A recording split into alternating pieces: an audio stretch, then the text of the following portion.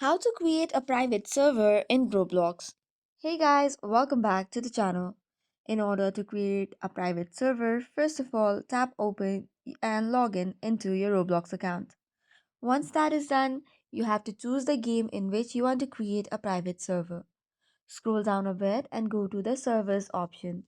However, keep in mind that not all games support the private server.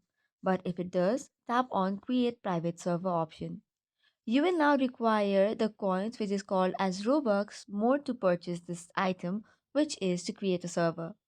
So you have to make sure that you have got enough of it. Once you have got it, then you can continue to create the server. The options are simple. You just have to name it and subscribe to confirm. After that, you can choose to customize the server or skip the step as well. After that, you can go to your private server and join it. And now you have your own private server to play with friends or families. So if this video helped you, consider liking and subscribing to the channel for more tips. Until then, keep watching.